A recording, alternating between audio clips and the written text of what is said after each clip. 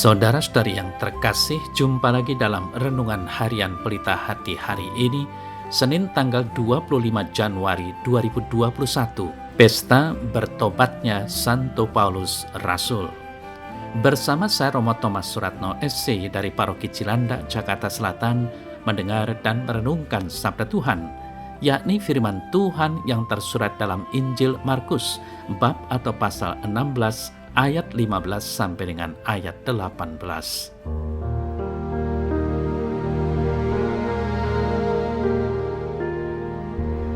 Sekali peristiwa, Yesus bangkit dari orang mati, menampakkan diri kepada ke-11 murid dan berkata kepada mereka, "Pergilah ke seluruh dunia, beritakanlah Injil kepada segala makhluk. Siapa yang percaya dan dibaptis akan diselamatkan, tetapi siapa yang tidak percaya akan dihukum. Tanda-tanda ini akan menyertai orang-orang yang percaya. Mereka akan mengusir setan-setan demi namaku.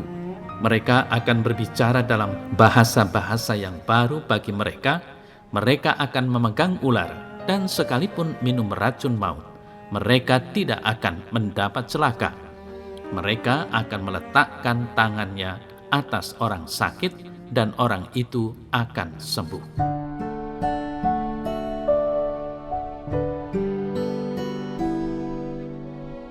Saudara-saudari yang terkasih, sebagai orang Kristen, kita tentu mengenal Rasul Paulus. Selama 30 tahun setelah peristiwa Pentakosta, Paulus yang pada saat itu bernama Saulus menganiaya orang-orang Kristen di Yerusalem. Dia mendapat izin dari imam besar untuk menganiaya orang-orang Kristen. Suatu ketika ia pergi ke Damsyik untuk menangkap orang-orang Kristen di sana. Ketika dalam perjalanan menuju ke Damsyik, ia dihadang oleh Yesus dengan suatu pancaran cahaya ajaib dari langit yang membutakan matanya. Paulus rebah ke tanah dan Yesus berkata, "Saulus, Saulus, mengapa engkau menganiaya aku? Akulah Yesus yang kau aniaya itu." Saudara-saudari yang terkasih, lewat sapaan ilahi ini, Paulus bertanya kepada Yesus, "Tuhan, apa yang engkau kehendaki aku perbuat?" Kata-kata ini meluncur dari hati Paulus yang dulu keras sebagai batu, namun berubah menjadi lembut berkat sapaan ilahi. Komunikasi tak terduga dengan Yesus mengubah Paulus menjadi saksi dan pewarta Injil yang luar biasa. Dia menjadi orang besar, pewarta, dan rasul di tengah kaum kafir. Kini dia menjadi saksi bagi semua orang di seluruh dunia. Dalam surat Paulus yang pertama kepada jemaat di Korintus, bab atau pasal 15 ayat 9 sampai dengan 10, Rasul Paulus berkata, "Karena aku adalah yang paling hina dari semua rasul, bahkan tidak layak disebut rasul, sebab aku telah menganiaya jemaat Allah. Tetapi karena kasih karunia Allah, aku adalah sebagaimana aku ada sekarang, dan kasih karunia yang dianugerahkannya kepadaku tidak sia-sia. Sebaliknya, aku telah bekerja lebih keras daripada mereka semua. Tetapi bukannya aku, melainkan kasih karunia Allah yang menyertai aku." Saudara-saudari yang terkasih, dalam warta Injil hari ini kita mendengar, "Pergilah ke seluruh dunia, beritakanlah Injil kepada segala makhluk. Siapa yang percaya dan dibaptis akan diselamatkan, tetapi siapa yang tidak percaya akan dihukum." Nah, perintah Tuhan Yesus mengakibatkan konsekuensi dari keputusan yang diambil. Siapa yang percaya dan dibaptis akan diselamatkan, tetapi siapa yang tidak percaya akan dihukum.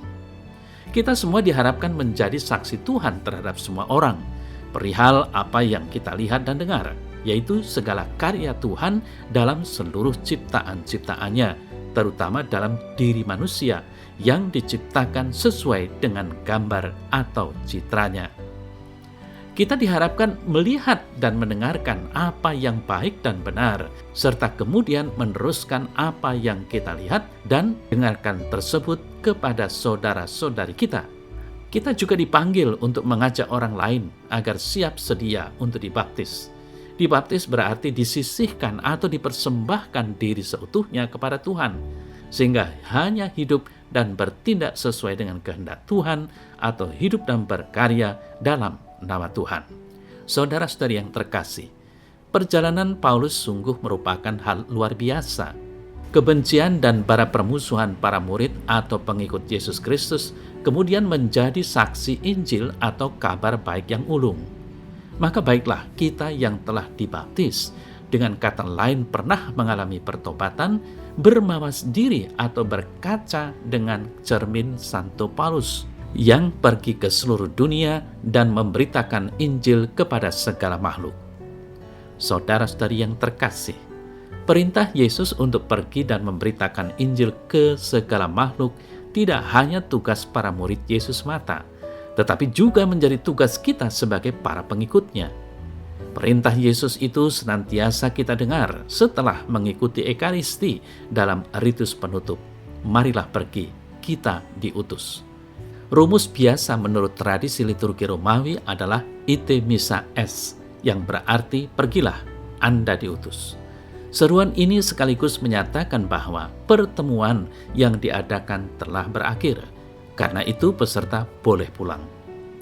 Saudara-saudari yang terkasih, sejak abad keempat, ungkapan itu lebih mengacu kepada seluruh perayaan dan berarti pergilah, perayaan Ekaristi sudah selesai. Tradisi Prancis masih memiliki seruan lain, marilah kita memuji Tuhan. Kemudian rumusan terakhir biasanya dipakai dalam perayaan yang meriah atau kalau ada suatu upacara lain yang menyusul. Jawaban umat adalah syukur kepada Allah. Saudara-saudari yang terkasih, pada pesta pertobatan Rasul Paulus ini, marilah kita semakin menyadari bahwa rencana Allah lebih indah dari rencana siapapun di dunia ini. Kalau Dia menghendaki kita menjadi saksinya, Dia juga akan menangkap kita seperti yang dialami oleh Paulus. Ketika kita telah ditangkapnya dengan rahmat ilahinya, kita juga harus menjadi saksi. Sebab itulah yang dikehendaki Tuhan untuk kita perbuat.